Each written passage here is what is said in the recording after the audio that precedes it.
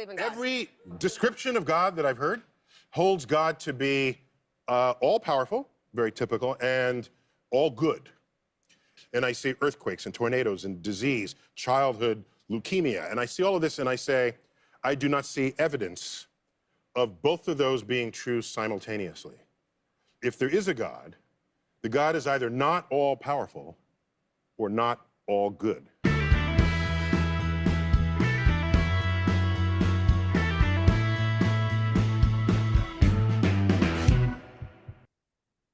It's some very powerful words from Neil deGrasse Tyson, one of my, I guess, most recent heroes. Love what he has to say. G'day and welcome to episode 4.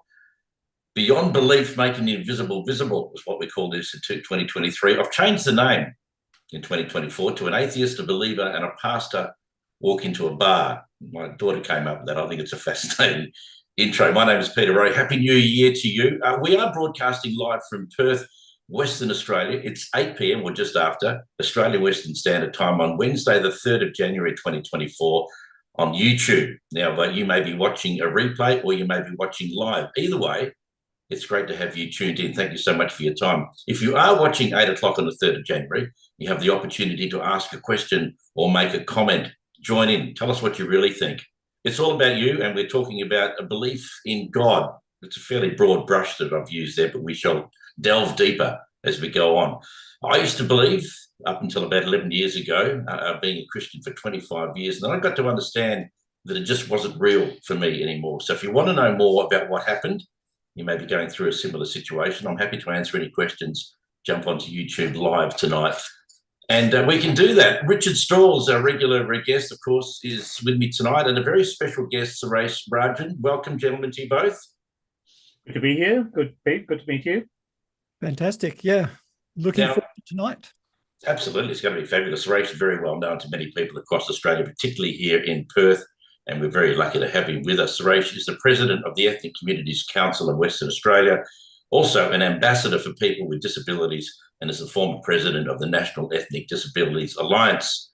You might know, if you've been watching the news lately in Western Australia or recently, he helped a family of 7-year-old Ashwarya Aswath, who died in 2022 from sepsis amid claims that there were serious systemic failures within WA's health system.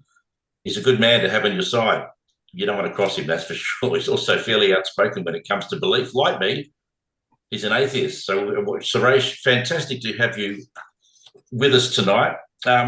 Happy New Year to both of you, gentlemen. Tonight we want to talk about what I like to call geographical convenience. Before we get more into that and what that means, Suresh has a fascinating history from when he was born to right up to now living in Australia and the countries in between. So, Suresh, maybe you can just talk about the experience you talked to me about a few weeks ago, which is when we decided to then have a chat on this particular podcast, and where you were born and what you experienced as a young man, which brought you to the place of being an atheist now.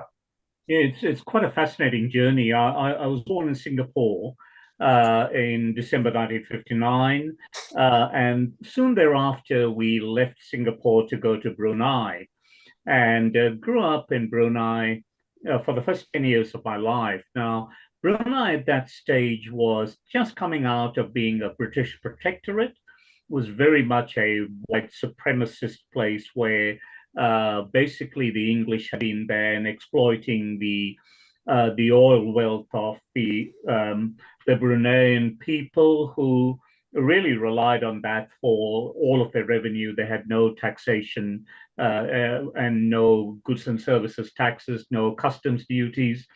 Everything was a completely duty-free port, and it was a great place to grow up.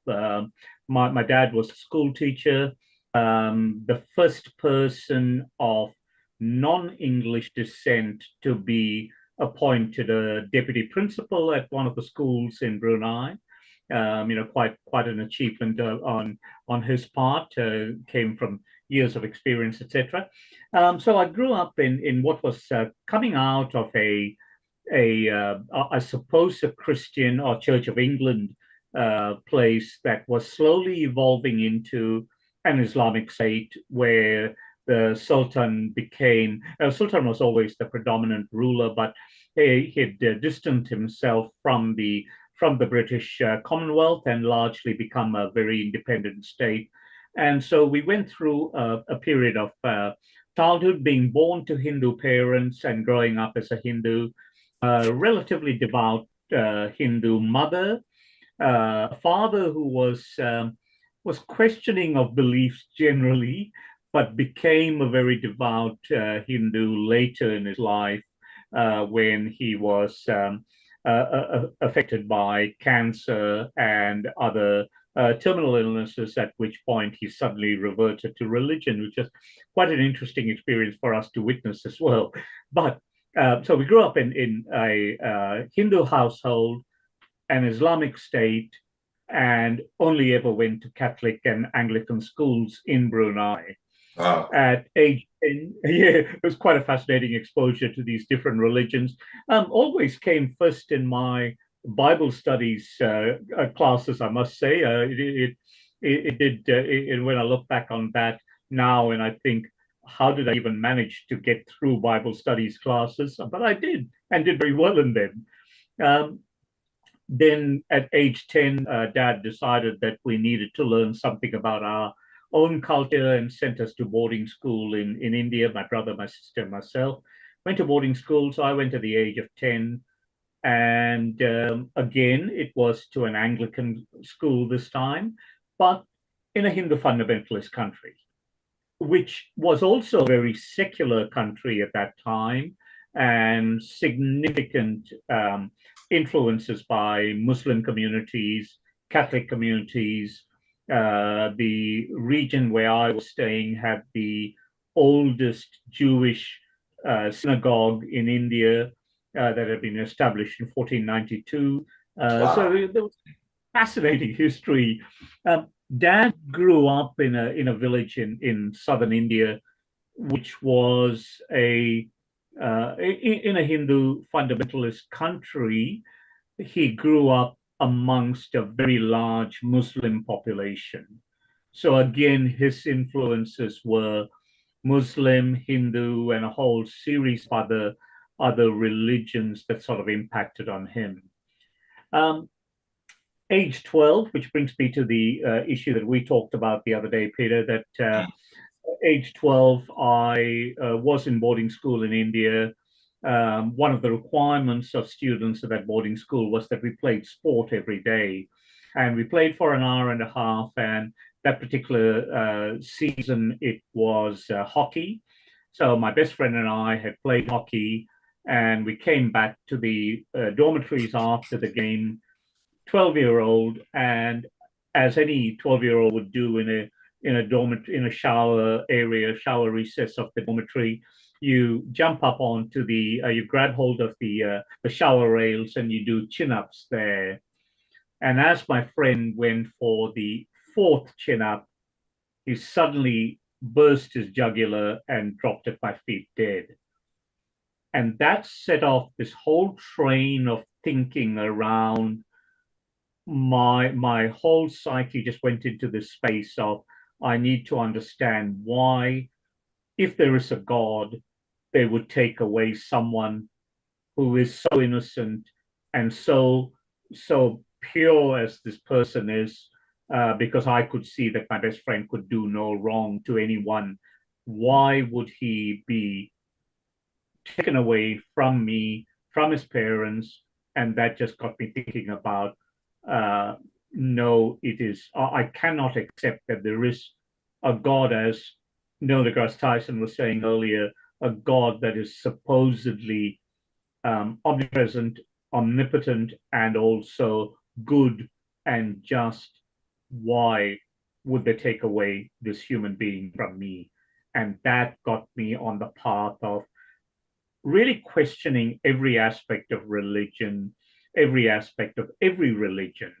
Again, having had exposure to Islam, having had exposure to Anglicanism, Catholicism, Hinduism, and the general, and in India, a whole series of godmen and all of those things.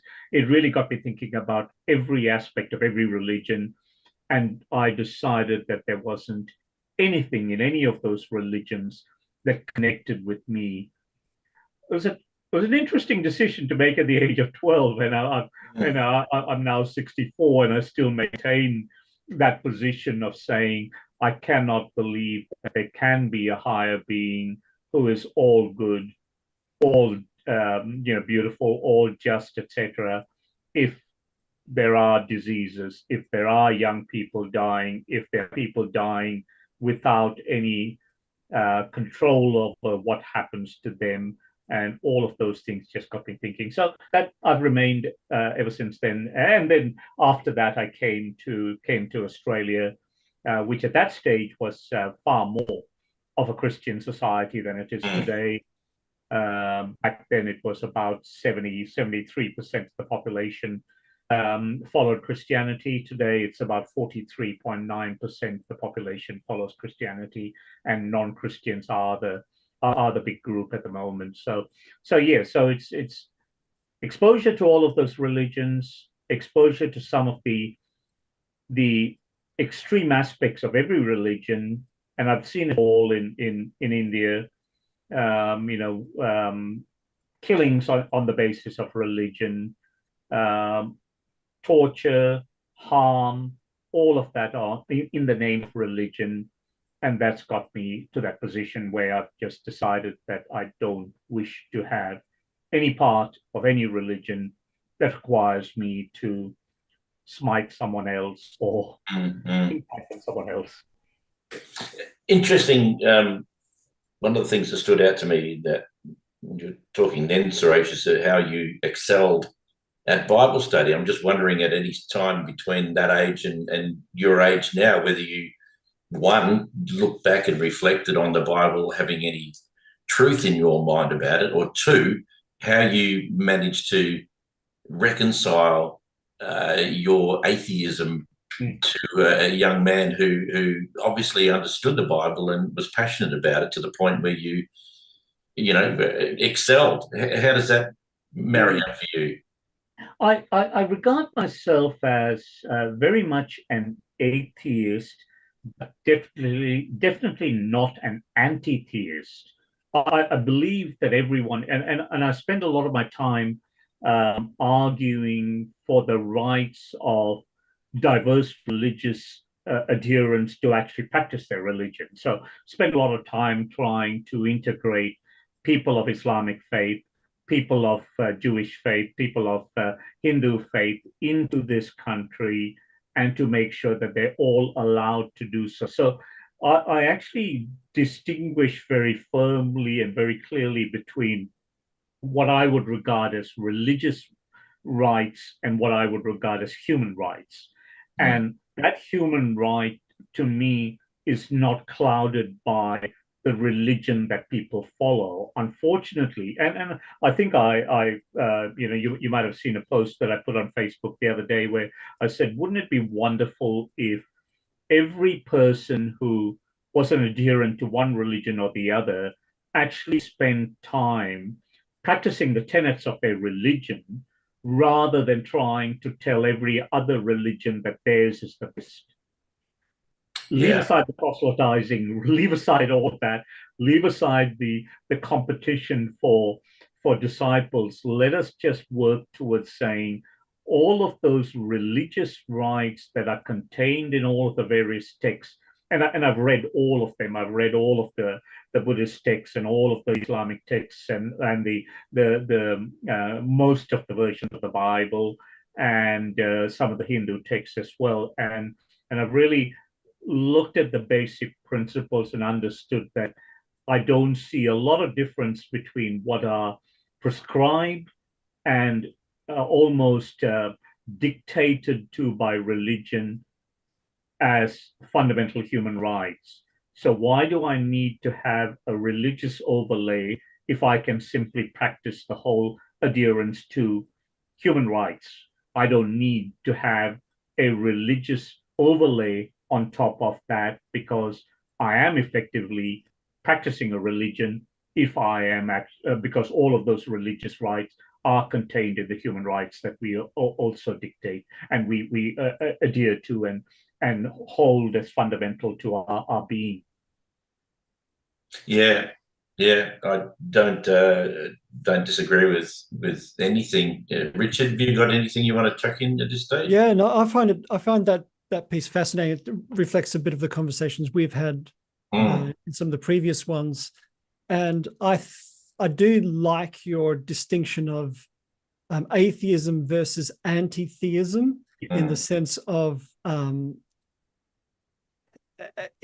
that you've elevated the person above the belief system, which is, I mean, if we can do that, I think we'll put to bed a lot of the battles that we have in that. And with our other regular Luke and I, outside of this podcast, we have similar conversations about the interaction of like a philosophical understanding of God, and then the practice of religion and the practice of belief and how these all interact. And I think when we conflate everything into a real flat, almost let's see, like everything just is it's a yes or no, and then if it's a yes, we have to fight for the yes, and if it's a no, you're our enemy. That kind of real flattening out of belief into a them versus us proposition is so damaging. So I really like that distinction that you made. And Richard, it's quite a one of the most compelling conversations I ever had was, and you'll find the juxtaposition of these two religions quite fascinating. There was an Anglican archbishop in Perth who actually came from Sri Lanka and was probably a better a better scholar of Buddhism than any Buddhist I knew. And he was fascinating. And in fact, if you want to know the most about Buddhism, you go and talk to the Archbishop of Canterbury. He's brilliant on that subject of Buddhism. But this particular person, Richard Herft, actually said to me, Archbishop Herft said to me, look, you've got to realize, in Sri Lanka, there are all these people who are Buddhist, but Buddha never regarded himself as a god. So what we've done as human beings is elevate another human being to a position of God, when in actual fact, what that human being in that particular case wanted was the preservation of human rights and the preservation of human life and the dignity of humanity.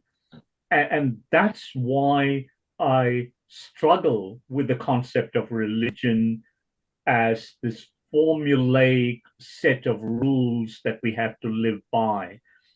Hinduism has far more attraction for me than some of the Christian texts, simply because Hinduism does not prescribe that you need to go to church X number of times or go to a temple X number of times, or you have to say X number of Hail Marys or whatever. You do not drink or you do not smoke, etc. None of that's prescribed in Hinduism. Hinduism simply says, do the right thing by your fellow human being, and you will come back in a higher form in your next incarnation. Which is why in the 60s, Hinduism became very attractive to people like the Beatles and all of those people from Western cultures who suddenly invaded India searching for enlightenment. And when you think about it, Buddhism is just an offshoot of Hinduism anyway. Buddha was originally a Hindu before he became a Buddhist and created his own religion. So I guess I keep coming back to this thing of if the Hindu philosophy is about doing the right thing and therefore being recognized for doing the right thing, then I can do that without having to read a book or to sing certain songs and do that. So but I come back to that point again, Richard, that I'm not anti-theist. I will fight to the death the right of every person to practice their religion as they wish, but it is just not for me. So, Yes, very passionate man. I can't say I am 100% with you on not being an anti. I wouldn't call myself an anti-theist. I actually don't like labels and names at all. I much prefer to explain to people that my stance is simply I'm open to evidence. I'm open to there being evidence of there being a God. All of the other stuff that you're talking about, 100%. 100%. We've talked about this earlier on. I think might have even been our first podcast. And we all agreed that the simple philosophy in life is don't be a dick. If you adhere to that, you've done that's Hinduism, it's Buddhism, it's all of the religions tied into one. Except that I think with Christianity, falls flat on its face by introducing 10 commandments, which are, fairly superfluous, I think, in many ways. But yeah, look, it's interesting. I just want to mention too before we move on, guys. For those, if you are watching live right now on YouTube, love to hear from you. If you've got a question, you've got 6 ears here who are willing to listen and hopefully be able to offer you something of an answer. If not, we're quite happy to just chat among ourselves and hopefully that you can find that enjoyable. The cornerstone of what we are talking about tonight, which I think is absolutely fascinating, of course, is the argument about the convenience of your geographical placement on this earth. That to me is a game changer. And I think it's worthwhile, each of us putting our 2 bobs worth in what it means. I find I can't get past the fact that aren't we lucky to live in Australia and where we can worship Jesus? How good is that? Because according to if you're a full-on Christian and you believe in the Son of God and you were repented and you've been promised eternal life. Is it fair to say from that people who are born in Delhi in India, potentially, if Christianity is correct, are they going to hell? Is that basically the bottom line, Richard? What's your stance on that? So you've asked me the real hard question right out the gate, haven't you? Absolutely. Unfortunately, you're not going to get the best, let's say, fundamentalist Christian answer here. I could give it. Mm-hmm. There are, let me channel the more fundamentalist answer for a moment. This is not my view, but there is the view that says, really hardcore is, it's tough.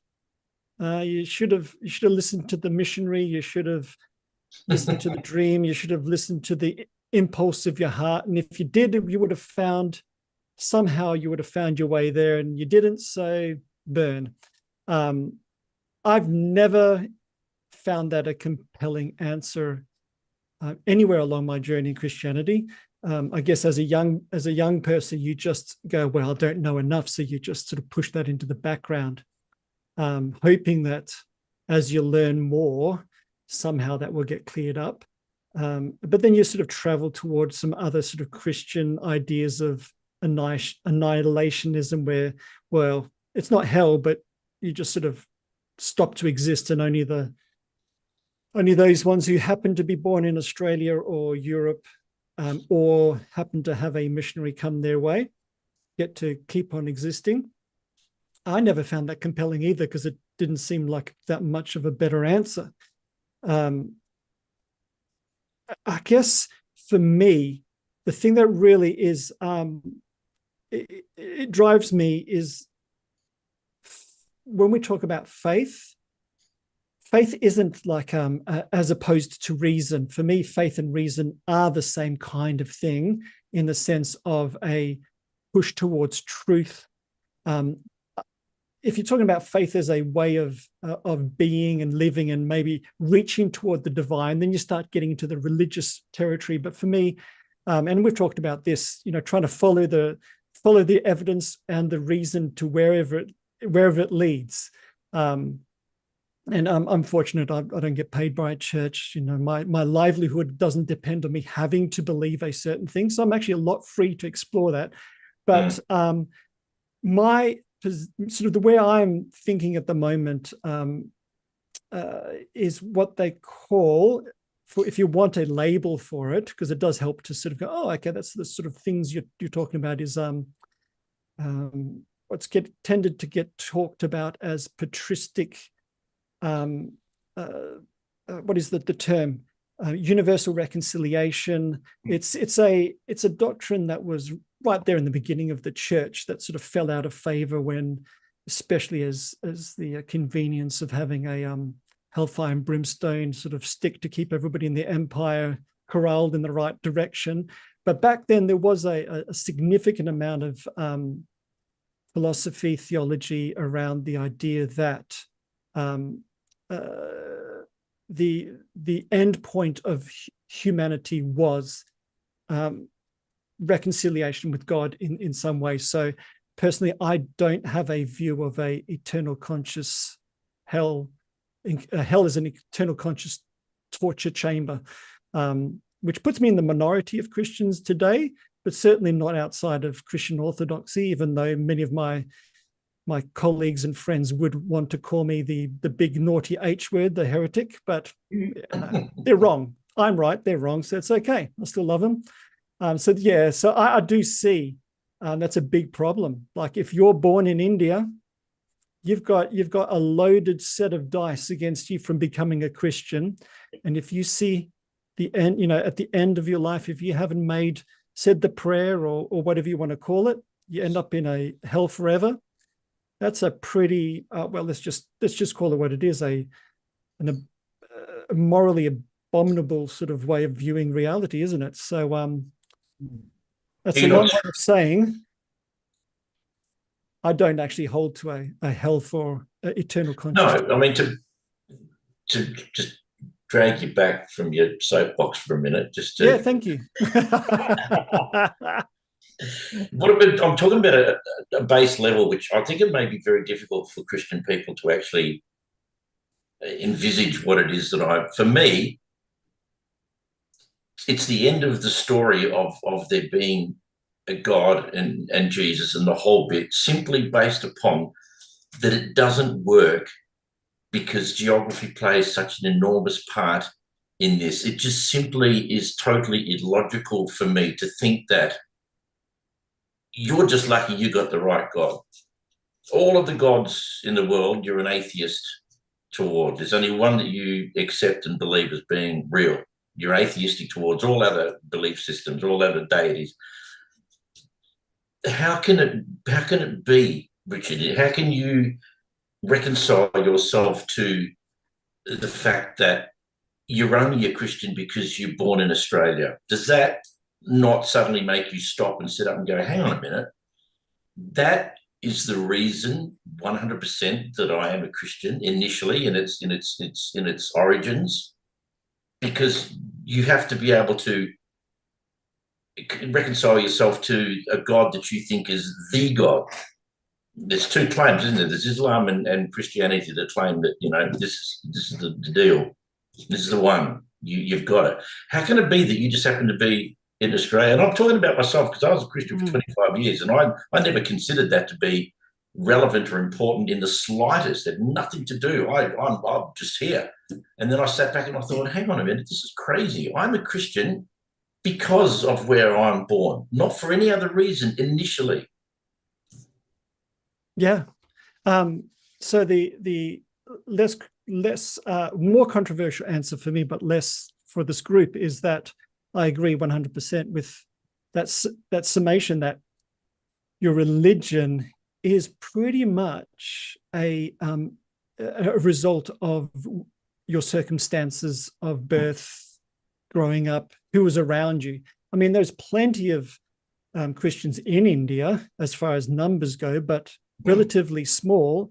And they, the ones who just happen to have encountered a Western missionary or the son or daughter of a Western missionary, you know, spiritually speaking.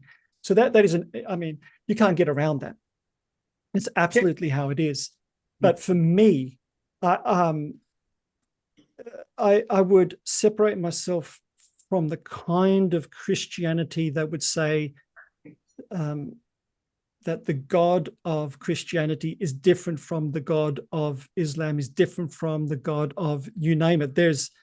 I am a theist, I'm a Christian, so I say there is God, but there's only God. So there's not more than one God. By definition, there is only one. It's the unity of being. It's the being beyond being, however you want to call it. Many of the even Eastern religious traditions speak in similar ways. So I wouldn't say my God's real and let's not pick on Islam, but an Eastern religion who certain forms of Buddhism, that your God or your concept of the eternal, all-encompassing God is wrong or not real. I would say they actually both speak of the same thing in different ways, as far as a concept. So God as it is one. So when I speak about God, I'm speaking about the same thing. So that side of things is different. But we start speaking it through the lens of religion, and we start using different words and different concepts and different forms. And yes, we start speaking about differences there. But at that very outer layer, I would say there's only one. It would be definitionally inconceivable to say my God is right and your God is wrong if there's only one thing called God. You know what I mean? So I don't play that game, which a lot of Christians do. And for those who do that, I'd say they're wrong. They're speaking at a very parochial, privileged position when they start speaking that way. Can I just give you one, just talking about some of those issues here, both of you all have addressed there in terms of that geographic connection to a particular religion. Let me just tell you a story of what's happened to me. What happened to me some years ago. There was a doctor here in Perth who is was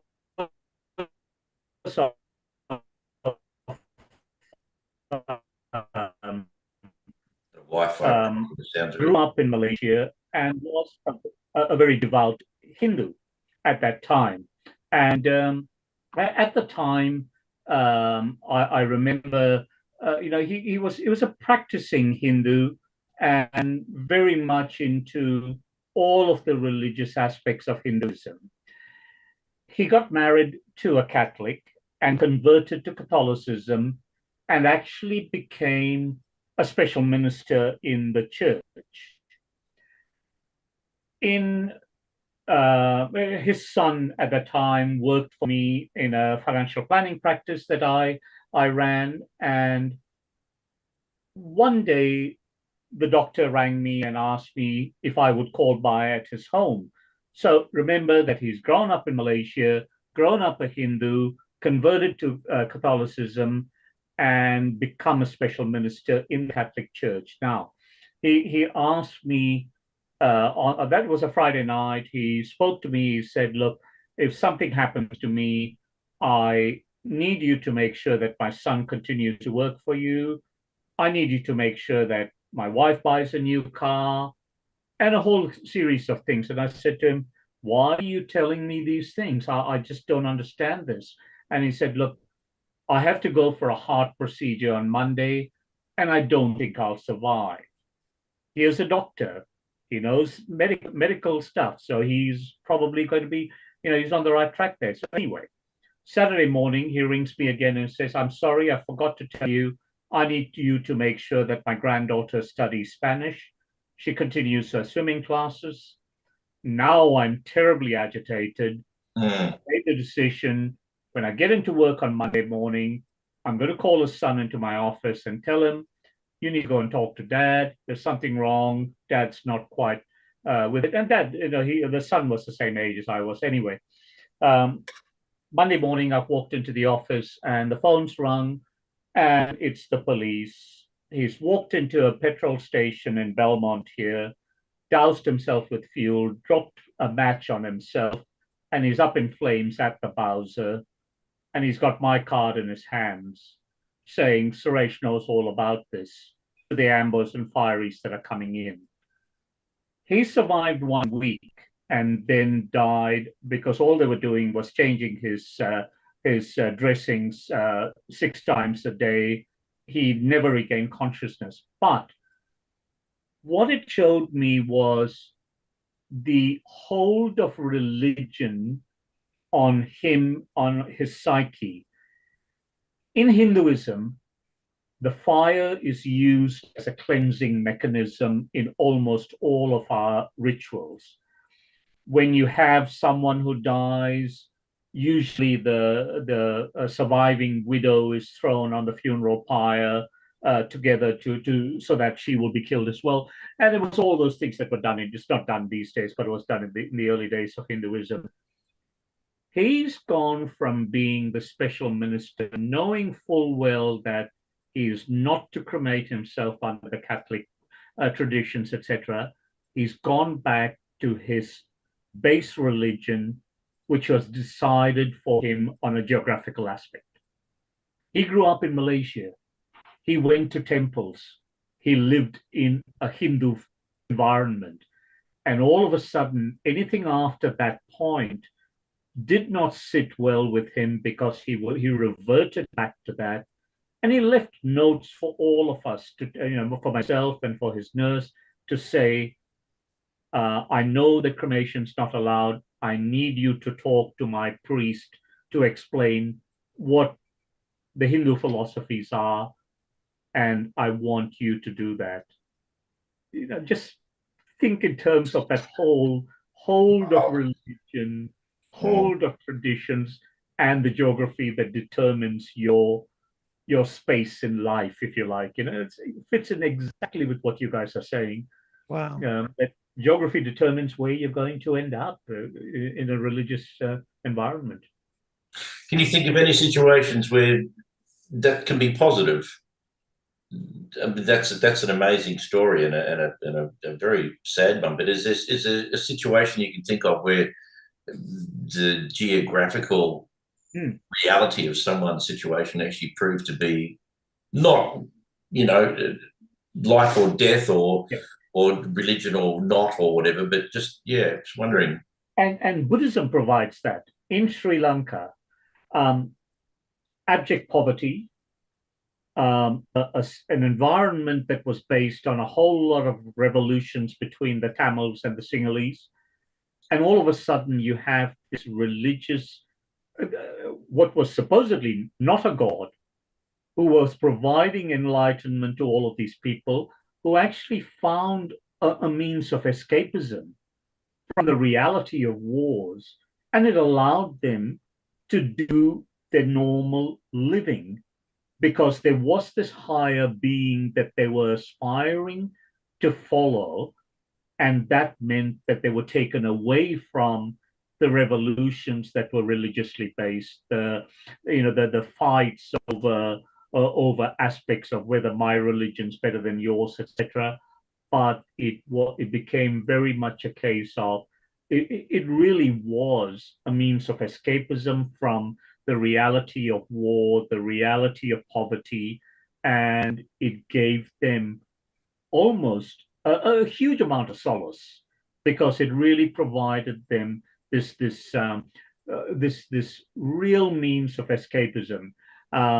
India used Hinduism in similar fashion, subsequently to be replaced by Bollywood, which provided the same level of escapism and took them away from the realities. But that can be one of the positive aspects of that adherence to a religion, to take you away from the mundane and take you away from the petty and from the arguments, when you've got something else to aspire to and something else to actually have a faith in. And coming back to Richard's point about faith versus religion, and let's not talk about one faith being better than the other. We're just talking about faith in general. So yeah, that faith can deal with it. You don't need the religious structures and strictures, but if you have the faith, you can have that taking you away from the mundane to a space where, you know, almost nirvana and acceptance. Which brings me to a question I would like to sorry, Richard, just let me. No, that's great. Great.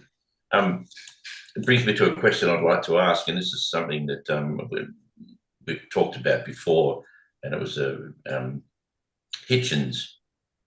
And I want to ask our audience, is there something that you can do as a Christian that I can't as an atheist? And Hitchens had a fair amount of money to give away to someone who could come up with that, and he went to his grave still with what we believe was a fairly healthy check, metaphorically speaking. Obviously, he didn't take that to his grave because someone would have dug him up and pinched it. But he offered a lot of money to anyone who could claim to do something and could prove it that he couldn't as an atheist. And I would like to pose that question to our viewers on YouTube tonight on this podcast. If you've just joined us, last year we were called, and this was a fairly great name, I think, that Richard and I came up with, Beyond Belief, Making the Invisible Visible. And we changed it to an atheist, a believer, and a pastor walk into a bar, because I think that is classic. So have you got an idea? Do you believe you can come up with something? Have you got any evidence to prove, one, that God exists, and two, whether or not you think there's something that you can do as a believer that we can't do, or that I can't do as an atheist, and perhaps Suresh can't do either? Jump onto Facebook, YouTube, ask the question. It'll pop up on Richard's screen. I take it we haven't got any questions yet, Richard? No questions yet. Okay. So let me pose it to you, Richard. What do you think? Is there something that you can do as a Christian that I cannot as an atheist? I've got doozies for you tonight, mate. You walked right into it. It's You know, I know you love it. I was trying to turn the tables on you a bit here. I was going to say, oh yeah, I can go to church every Sunday for 52 weeks in a row, but I don't think I can do this. I can't do it. So I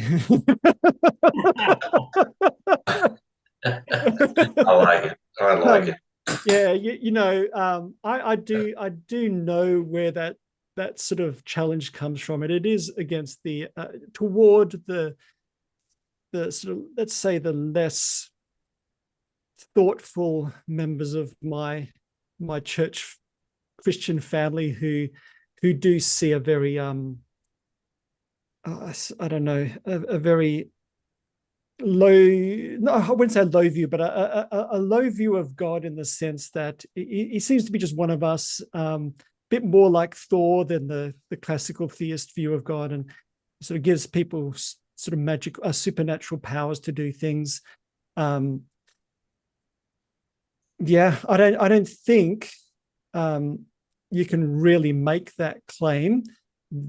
That is why Hitchens' check remained pretty much there, because. And I think that was the intent too, by the way. I think it's got, from my perspective, it's quite petty in that it's you can't necessarily prove it.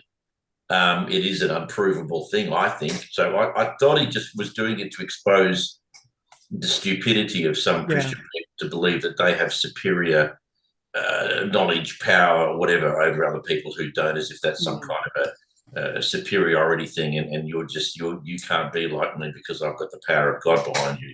That may or may not be true, but yes, that's a real ugly part of my tradition, to tell you the truth. And I think we've forgotten, like right one of the very first things that we read, where we came from, Genesis, the beginnings. Let us make mankind in our image. The Christian doctrine of the Imago Dei, or the image of God, is not restricted to Christians. It's the human thing. We are human. And yet I'm glad Hitchens pushed back on that, because it pushes back on that ugly part of my tradition, where it's, you know, this splitting apart of the human race into people who can make mental assent to a list of things. I mean, it just seems absurd. It seems absurd. So I'm actually quite there with Hitchens. I'm only human. So yeah, it's good. However, there is a way of being Christian, and I guess there's a way of being Buddhist, probably a way of being all of the great religions of the world without falling into that trap. And I think that's probably a good thing. I think Christianity, by and large, sets the bar incredibly high for people who just can't fulfill the expectations of people. And one of the great things I love about the unity of atheists, and please, if you're watching, it's not a group, it's not a religion, we don't go to a building and practice atheism. It's just simply to say I've not experienced or seen enough evidence to prove that God is real. That's pretty much the stance. And I think that one of the great things I see with the Sam Harris and the Hitchens and the Dawkins and all those they seem they're very one-dimensional in their attack on Christianity. And I kind of get that, because for them it is one-dimensional. And I understand that dimension and I share that view. But it also seems to be an incredible amount of non-judgmental unity between people. Like, it doesn't matter to us. We're not judging other atheists to see whether they dress as nice as we do if you go to the church. The competition in modern Christianity is just, talk about Bollywood, mate. It is just, it leaves it for dead.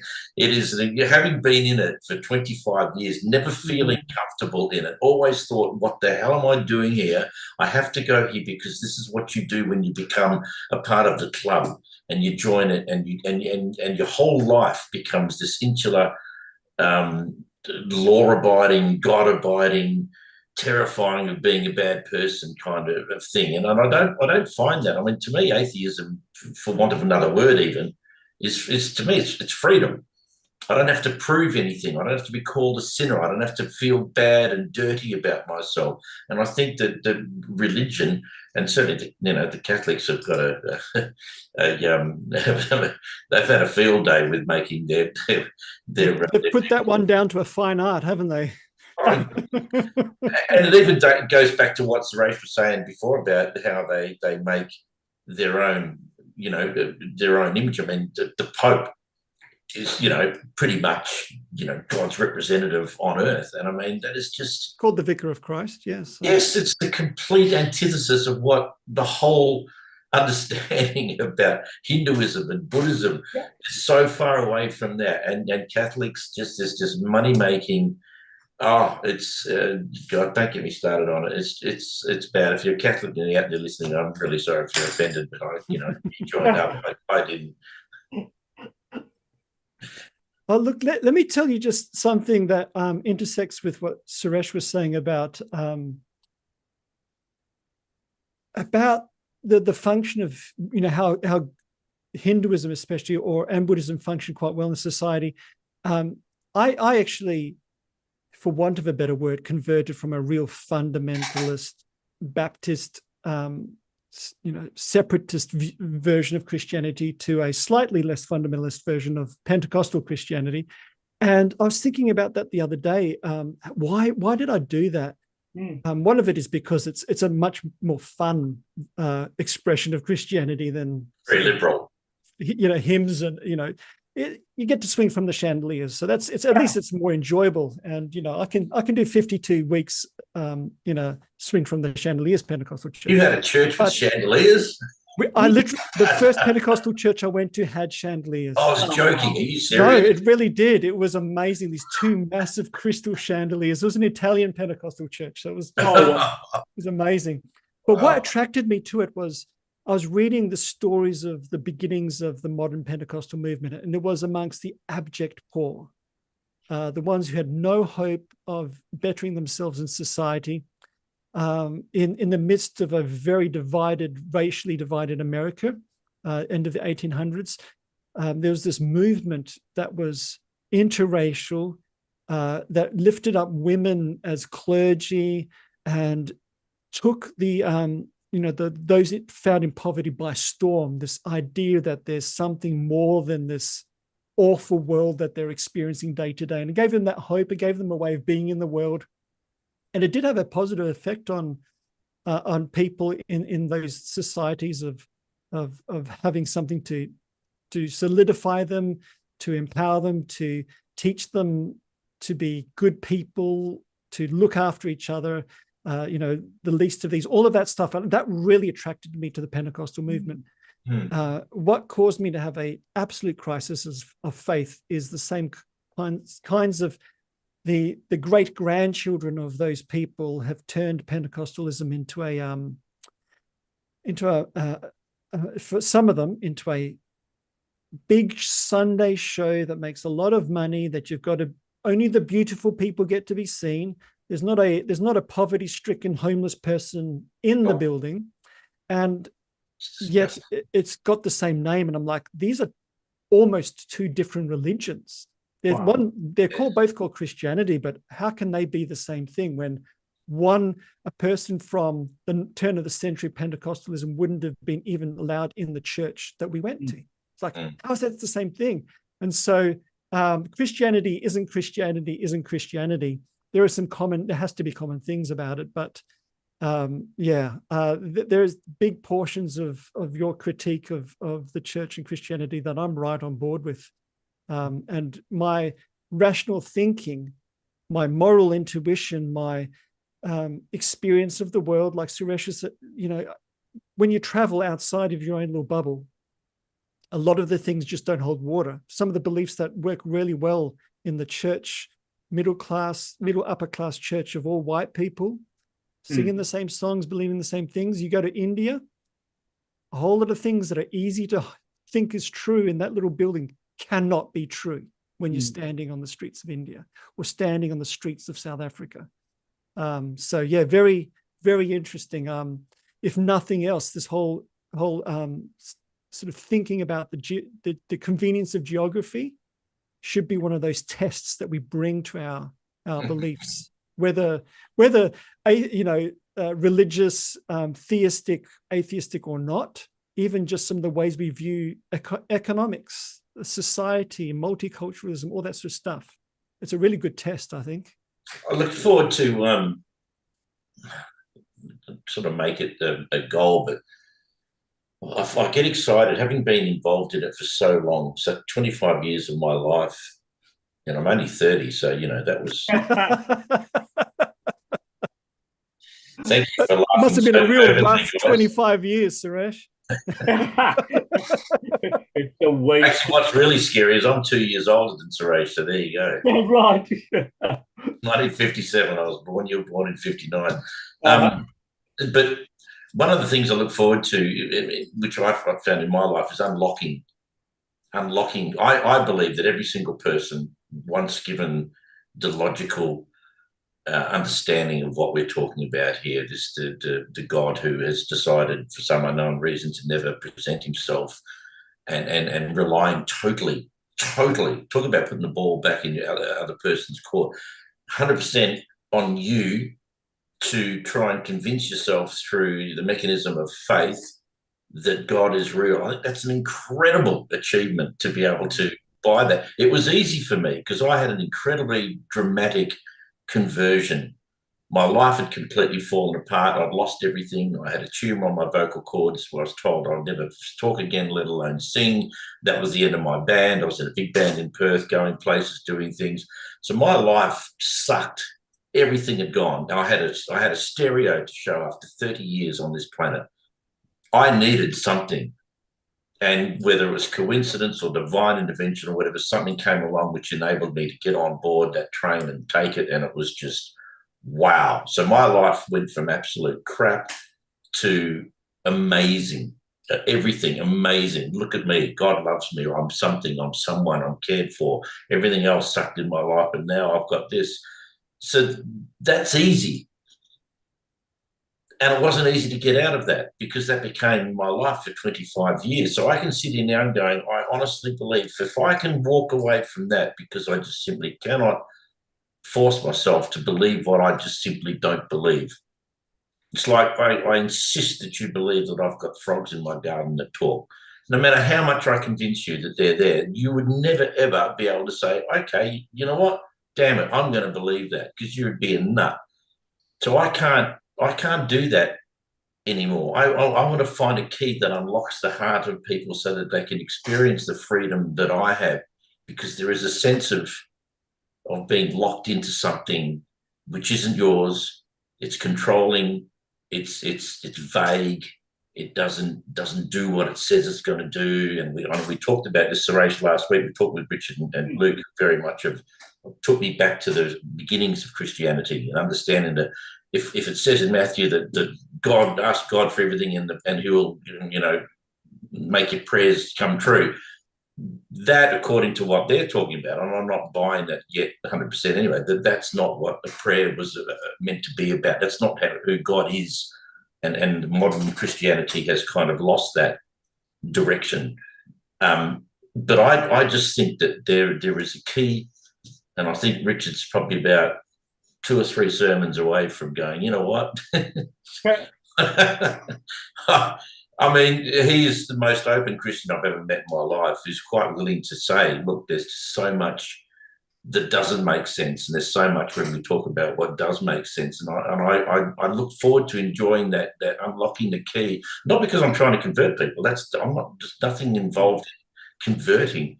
It's You're about converting to what? Exactly. It's about saying, look, this is what happened to me.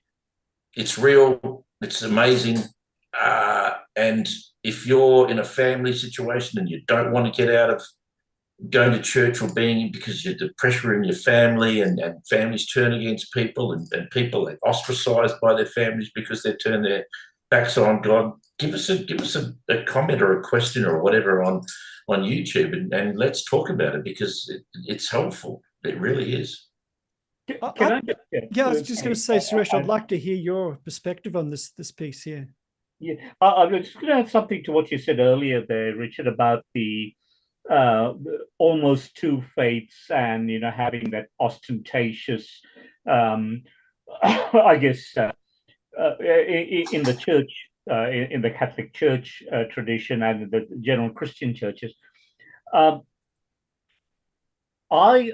always found it very difficult to come to terms with the juxtaposition of this incredibly ornate Hindu temple with the poverty that exists on the streets of India. And that was something that I struggled with forever. And I remember visiting Mother Teresa's ashram at one point just to see the work that she was doing there. And it was quite incredible to, the simplicity of everything that was done there just struck me as being the true faith. This was what was prescribed in religion, dictated to by the religious texts, etc. It's about helping everyone out there who needed a hand, rather than build this further monument to me or to whoever. And that just, and look, India has more godmen than any other country in the world. Every second person has just set themselves up as a god. There's Sai Baba, there's all these different absolute charlatans who claim to be God, and then build a whole following, the Maharishi, all of those people. But to me, all it does is just prey on aspects of our life and aspects of our weaknesses in our psyche that are exploited by that structure, that establishment, so that I become a person who's a contributor. And I have never been able to come to terms with that. And once you build, and particularly India, which has got these so many religions at such high levels of participation, you have the Hindus building one temple, and all of a sudden the Muslims have built a mosque that's slightly larger. and then the Baha'is come along, and so on and so forth and so forth. So it just, that's the aspects of religion that I've always found very hard to come to terms with, and never something that I could understand. And it's one of the other reasons why I've been rather proud, like you, Pete, of being a person who does not believe in any of that, and prefers to regard myself as the person who will determine my future rather than someone up there. Yeah, I find it disturbing when I drive past a Sikh temple and every car in there is a Mercedes and everyone is just beautiful. And look, that may be a generalization, but certainly that's how I view these outlandish temples. For what purpose? For they trying to appease their god by having, gold plated, stuff around the. It's extraordinary, isn't it? And I also found, I attended various, right next door to my dad's home in this little village in India. There was a Hindu ceremony going on there, and I think I was probably about 11 or 12, and we wandered across next door to witness this ceremony. And it was a Hindu ceremony, and the man was, it's what we call in our part of India, we call that particular person a Velchapad. And what this Velchapad does is he places himself in a trance because of the drumming of the, all of the drums that are going on, the beat of the drums and all of that. And he's in this massive trance. And at some point he starts to offer to the gods there, the various idols and the icons there, his own blood as part of his offering. And the way he draws that blood is he takes the sword and he hits it against the top of his head until blood's pouring out of it. At the age of 11, I'm sitting here and looking at this and thinking, this is just sick. This is horrible. But it was, and yet, I mean, he would have had the worst headache the next day. But the reality was that he actually did. He was in such a trance that he did not actually feel the pain. Then they walk on you've seen in Malaysia and India and so on, they walk on fire. The coals, and I think, wow, why place yourself in that position? Why do all of those things? Are you a better person as a result of that? No. Is that? Do you think it's a case of mind over matter, or are you open to the possibility? I'm not saying I am, but of it being a spiritual episode, like if someone's actually going into a trance? What do you think that is? I'm not sure. I think that you can look, and it is highly likely also that he was probably smoking a few things before he arrived there. So, which was not an unusual circumstance in some of the Hindu temples. I was alluding to that, yes. Yes. So they, which is what made it also very attractive to the Western philosophy, the culture. Everyone came there for that particular purpose. But I found, I'm not sure, and the times when I saw these people work themselves into this frenzy. Now, having been the CEO of Epilepsy WA, I knew that they were actually having an epileptic seizure, nothing else. But, oh wow, jeez. To me, I could see all the signs of an epileptic seizure, but to them it was somehow transcending to a level that was communicating with a higher being. No, someone having a seizure. It's what people want to believe, isn't it? I mean, it's so much a part of faith and belief. It's the I want to believe in belief, and I will do everything in my power to convince myself that it's right.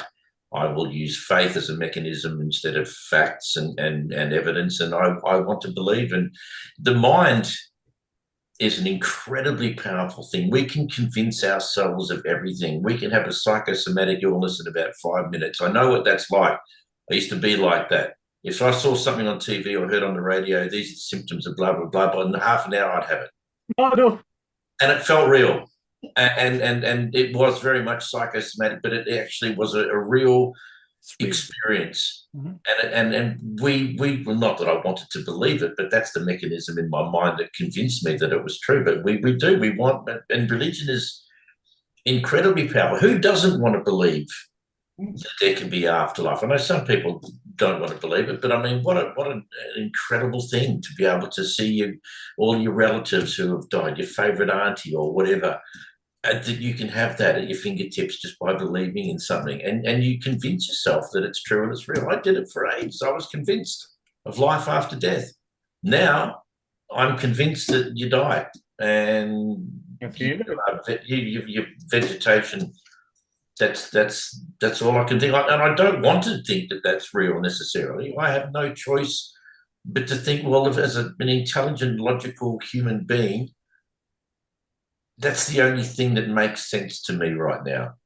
Everything else is wrapped up in belief and faith and a desire to want things to happen that aren't necessarily a part of the human experience. Well, I'm an evolving human being, and it looks to me like I'm a part of a chaotic world that has no God in it. Mm. Mm. Mm. Yeah. And you know, look, some of the coexistence of all these religions in places like India also provides this incredible tension between the religions, which also leads me to that position of saying, why do I want to be a part of something that actually has this competition between myself and a fellow human being as to whose religion is better? You know, I've actually witnessed. I think I was about 14. We jumped over the wall of the boarding school and went out in the middle of the night, wandering around the city and in Bangalore. And we happened to come up to a mosque, and there were very, very early morning prayers that were going on there. There were a whole lot of young Muslim men doing their prayer rites there that morning, and a bunch of young yobos who happened to be of Hindu faith coming along, and we were just standing there watching this whole thing go on. The young Hindus then came close to the mosque and suddenly released this baby pig into the mosque. And we literally just stood there absolutely transfixed as those boys came out and started slaughtering these Hindu boys right before our eyes. And we're thinking, in the name of religion. You know, I just could not come to terms with all of that. You know, so and those were the sort of influences that as a child, I was 14, 15 years old at that time. And then but then it tested my faith, and what you guys were saying earlier about this, you know, when you get to that, and Pete, you talked in terms of a psychosomatic illness, but 12 years ago, when I had my challenges of health, when I went through that 3-week period when I had the heart attack, quadruple bypass, discovery of a cancer, removal of my stomach, all in that 3-week period, I remember that there were Christian churches all around Australia that were saying prayers for me. There were Hindu temples all around the world that were saying prayers. There were mosques around the place. There were synagogues. There was a church in Zimbabwe that rang me to ask me what time the operation was because they wanted to say a prayer for me.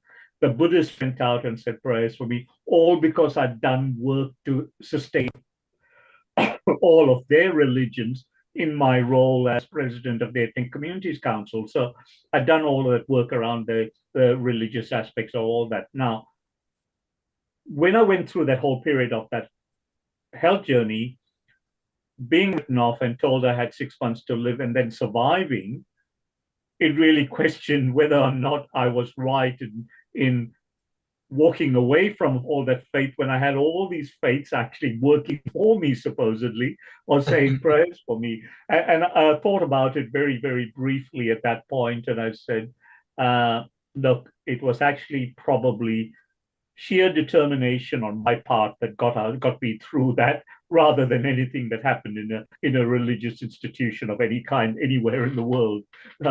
So it convinced me even more that I was the determinant of my future fate rather than anyone else, because I started to turn things around, exercising, walking, doing Yeah. all things that I should have been doing before I got sick.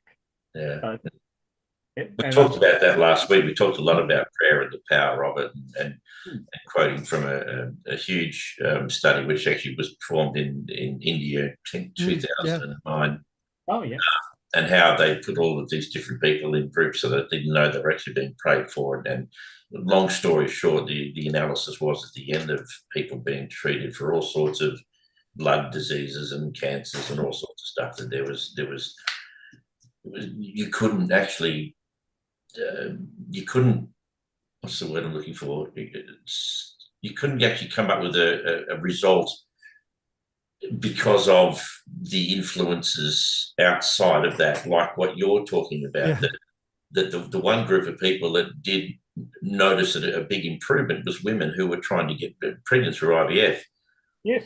And Richard and Luke have talked about how just a positive result to know all of these people around the world that were praying for you doesn't mean that their prayers helped, but it probably made you feel so determined to reward them and in looking after yourself, and that's the byproduct of it. I mean, who knows? But what the result from all the tests were, of course, there was no change in the result of any of the people who had legitimate diseases and sicknesses. So, as you would expect, I guess, from that.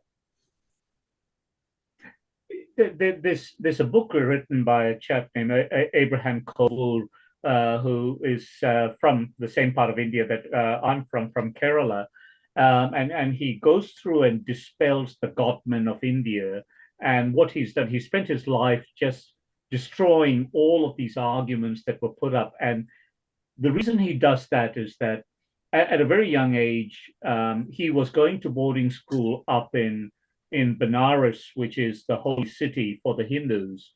And he was going from South India all the way to the north every term, and then he'd come back at the end of the term and spend the time with his parents. Now, everyone from his village, particularly women who were looking to fall pregnant, would come to him with the little vials so that he could go to Benares and fill it with the water of the Ganges River.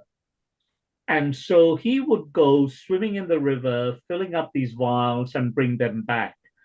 And one time he's in the water, and he's probably only about 14 or 15 years old. And as he's gone to take a paddle, and he's just moved his hand, and he suddenly grasped the dismembered hand of one of the corpses that had been thrown in the river.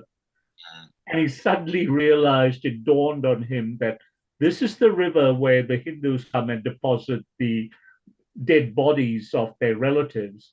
This is the same river that he was filling these vials up with water to bring back holy water to his family and to his relatives. At that point, he ceased filling those vials there, but he used to go to the railway station and fill it from the taps there. And the number of women that fell pregnant after that point was enormous. Oh, wow. What's the moral of that story? That the holy water is actually at the railway station. That's right. Obviously. Which may have been drained or taken from the Ganges, of course. Yeah. The dead cattle floating upside down, and people bathing in it. It's always freaked me out. I mean, if I went there, maybe not so much rest, but if you and I went there, there's one drop of that water, we would be as sick as a dog for so long. So Yes, it's amazing what you want to believe, and that psychosomatic stuff that you were talking about earlier, Pete. Yep. It does wonders to us, isn't it? It's just, yeah, it preys on your mind, and you decide you're going to make a better person of yourself. Yeah, yeah. I think that that's what one of the great joys of stepping away from. A lot of people don't experience being involved in a worldwide connection in a group like that. It's incredibly powerful. Um, and it's not something that everyone experiences in their life. They might go through their entire life never doing it. And I'm not recommending that you do. I'm just saying that that was something I went through, and it's huge. It becomes a part of you, so much so. It's a indelibly stamped in your heart, and you can't unlearn it or unexperience it. And I'm glad I did. But I also think there's an enormous amount of freedom in believing more. One of the things I dislike most about faith in Christianity is the need for your reliance on God. Your abilities are really downplayed. Everything that you do that's good or clever or smart or whatever is automatically credited to God, and you're really nothing without God, which is bizarre because I no longer believe in God, and yet I'm the same person I was before. What do you know about that? Nothing's transpired. I still do what I do, except it's me now doing it and not giving all the credit to God. Hmm. It's and again, also just touching on that, you that cathartic event that can actually take you away from religion can also bring you back to religion. I observed that with my dad, for example, devout as a youngster, went through life very much a rationalist, aged 50, 58, diagnosed with lung cancer, given 6 months to live, suddenly embraced Hinduism again and started to believe and started to pray and do all of those things. Reality is, he survived another 11 years despite being given 6 months to live. Mm. He would always put that down to, he would have always put that down to his embracing of the faith again. And this comes back to that point we were making earlier, that what is it that religion gives you that others may not do? It's more than religion. I think it's actually belief that gives you that Mm. solace. Yeah. Yes. Religion just puts a structure around that belief, but a particular different type of structure in each case. But it is that belief. What we rely on, I suppose, Richard, for Peter and I rely on, is belief in ourselves and belief in our own abilities and our body's abilities to recover and to do those things without that need for the structure of religion around it. Yeah, that's my position on that. That's certainly the way I would view it. Yeah. Which is one of the things I've been talking about a lot through this series, which is the fourth episode we're up to, is the ability to be comfortable about what you can and can't do. It. I mean, I used to say, "Well, it's not me; it's God that's made me this way," and it's and I think that I have no problem too, by the way, with people thinking that their sudden re-engagement with Hinduism helped him get better. It doesn't matter to me. I'm over the moon that he managed to live long. I don't care what happened. If it was God doing it, absolutely bring it on. My whole quest has always been to find the evidence. That's all I'm looking for. I find it staggering that the Bible's full of encounters with God, and yet for the next 2,000 odd years, there's just total silence. I don't understand. Yeah. If God wants me to believe in Him, He's the one that would know more than anything what it would take to convince me. But for some reason, it's not. I don't know. It doesn't. I can't understand why God would be so silent and expecting so much of us to live without that knowledge. I tip my hat to anyone who can actually still believe in it with zero evidence. I think it's just, which I go back to Neil deGrasse Tyson again. I mean, but that he said in the beginning. Now that's a very different thing, because Richard and Luke also challenged me on the fact that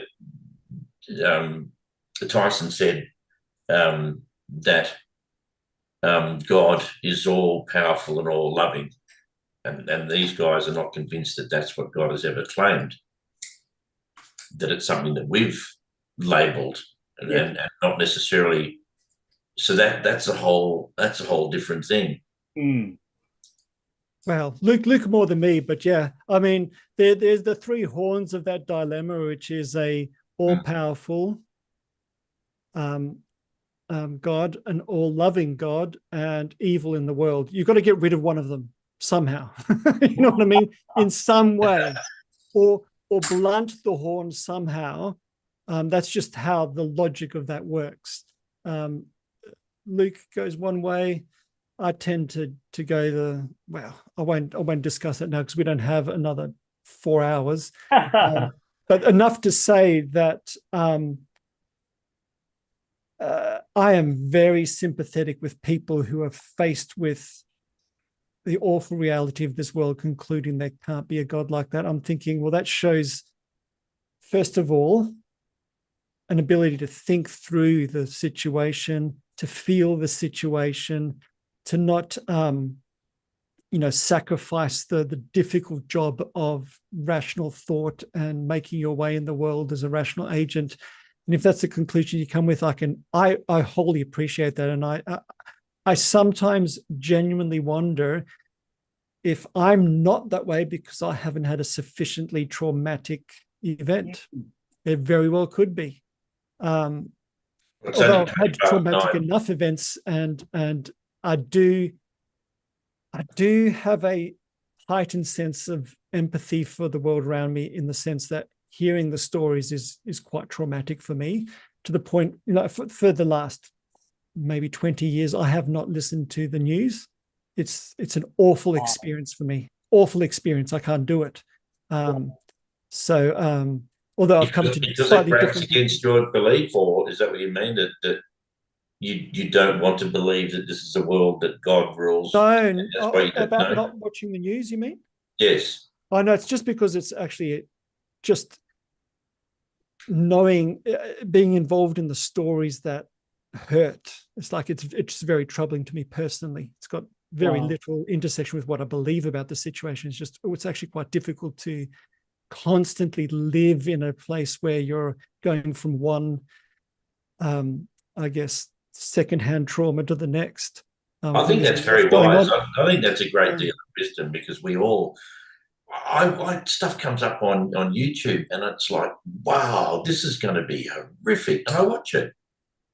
The power of voyeurism, even though you know the result is not good for your psyche, it's not good for your mind, it's not good for your heart, it's not good for anything. You don't need to know that stuff.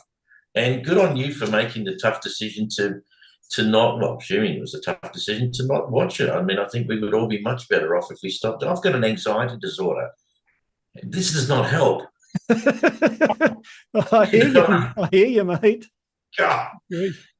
I suffer from it every day, but the pull to watch it is just extraordinarily powerful. Such as the world in which we live. There's a sense of, if you watch this, you will be rewarded. You will experience something that you've never seen before. Yes, that's true, but at what cost? Yeah. Suresh and I are around the same age, and we grew up with, my goodness, life was so unbelievably simple. It was just, I mean, I know you're mid-40s now, Rich, so you've experienced that as well. Yeah, Gen X, so I was in the transition. I'm the forgotten transition generation. Yeah, don't try and push yourself into our category, mate. You're way No. We've helped destroy the world. That's what are we called? Thanks, boomers. Boomers, that's right. Yeah, good on you. My kids now, when I say something stupid, they go, "Oh, yeah, good on you, boomer." Yeah, I hear you. But I was just reflecting on that. That that kind of information that comes in drains me, hurts me. This kind of conversation that challenges my beliefs, challenges and sharpens the way I think about the world and see the world, and enriches me. I find I can do this all night and not be weary from it. It's a very energizing experience. And I think there's something incredibly significant around hearing each other's stories.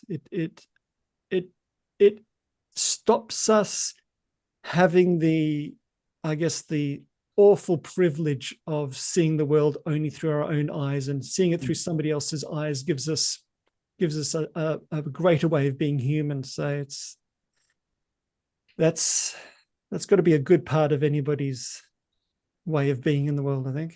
It's very empowering. I mean, I didn't know how empowering it was going to be, but I mean, you're talking to the likes of you guys, and we kind of get to the stage in our lives where we think I'm pretty well set about what I think and what I believe, what I know, and I'm open to any kind of change, but not too much, because that's just a pain and it takes too hard to do all that again. It is, but then you feel empowered. You go, hang on a minute. I sit down with Lou afterwards and go, do you know what Rich said the other night, and I didn't think about before, or it's fantastic. This is what I hoped would come about by starting this podcast series. That you hear about amazing stuff that anyone listening or watching tonight who thought this was fascinating. So do we. What we're hearing from Suresh in his life, it's enriching and it's fantastic. And it makes me think about, having a screen full of 50 people all telling their stories on the one night would be amazing, but not astounding. Really, not very manageable. But look, it's terrific. Look, we did start a little bit late. Do we want to go a few more minutes over, or? I'd like to hear if Suresh has got any last thoughts that have cropped up, since we've got endless time to jabber on at each other. I'd really see if there's anything at all that's sort of come across that you think, I think I should really say that tonight. Look, I was fascinated by what you were saying there in regard to the news and the triggering of emotions. I do a lot of work. I've done a lot of work in recent times in the health advocacy space. And what I've found in that space is really incredibly triggering, because I'm living the imperfect health outcome that the parents have come to see me about, or the husbands come to see me about the wife's inappropriate health treatment, the bad outcome. And I found in more recent times that, like, when I was dealing with Aishwarya's death, the little 7-year-old, I actually start to be so emotionally involved with the family that I think that that's a space that I still need a lot of work to debrief myself from that position. I think those people who, like yourself, have religion or faith to turn to really have a fantastic coping mechanism.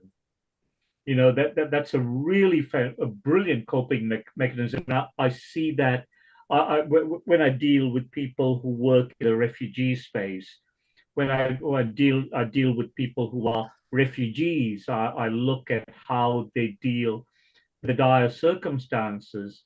A significant number of them go to their faith for that solace, and I find that is very empowering to me, to know that I will fight their right to follow that and to observe that right till the last breath in my body.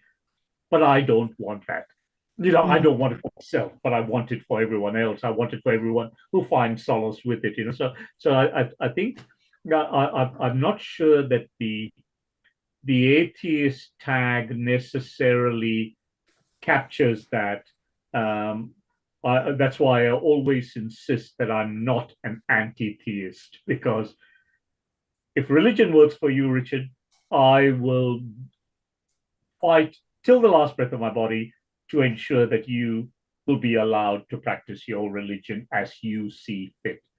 So that's where, and I think if there were more advocates who were able to disassociate themselves from anti-theism and simply concentrate on their own lack of belief as being their guiding principle, we would have less arguments and less fights amongst the groups, and we'd all get along a lot easier, I think. So, Yeah, that's right. And it's true to a degree, but this is what's brought us all together. Yes, that's true. That's true. So look, totally admirable what you're saying. I mean, no one can argue with that. I mean, who doesn't want that kind of respect and honour bestowed upon someone? But I think and we've been very careful to respectfully talk to each other. I've probably lost my shit a couple of times and got a bit angry and frustrated. That's when you're working with guys who are kind of more about the philosophical arguments, if you like. So, but we're working our way through it. They will eventually succumb to my brilliance, and they will, maybe. I will not foreclose on any possibility. No, look, and likewise. I mean, I'm an open book. If I didn't care about what other people thought, and the desire to share one's experience in the hope that it somehow empowers or whatever, then I wouldn't have bothered doing it. But I think it's after all of those years of involved, I think it's exciting to be able to discuss it, and hopefully, Suresh, we can see you again. We'll talk about that off camera to whether or not you're interested in being a part of it. I would have to ask you to get your Wi-Fi sorted out if possible, because it's the amount of lag is quite either that or you're on some of that funny stuff that you were talking about before. No, I've managed to get rid of all of the other open pages, and that's why it's hopefully a little more stable now. Okay. Fabulous. All right, guys, look, should we wrap it up there? Yeah, that was a fantastic discussion, and I really appreciate Suresh's insight, his stories, his willingness to really share from the experiences he's had, and giving us really, a really unique way of being atheist in the midst of a people of great faith, and showing that being human is sort of at the top of the list. And I think that's probably one of the things that really bind us fellas in the podcast together, is there's a hierarchy of values, and people, for each of us, is at the top. So it's really interesting. Thank you for sharing, mate. Oh, very happy. Thank you very much. And happy to join up at any time you want me to. No, not a problem at all. Yeah, look, absolutely. Thank you, mate. I enjoy looking at beautiful qualities of other people that I don't have. Yeah. Sadly, none of you have in those. No, I'm joking. No, but I do. I admire people more as I get older, thinking, okay, that's a really nice quality. I don't have that. Yeah. That makes this person calm, and I'm not. And how do I get hold of that? And it's fabulous. It's the depth of this is so much more than what I had anticipated was going to come about by it. So thank you guys so much for the input and make it happen. Richard, thank you so much for all the graphics and everything. It just wow, you made it look amazing. So Yeah, pleasure. if you've been watching tonight, thank you so much. If you've been watching on YouTube, and the next time you see this is really messes with my brain.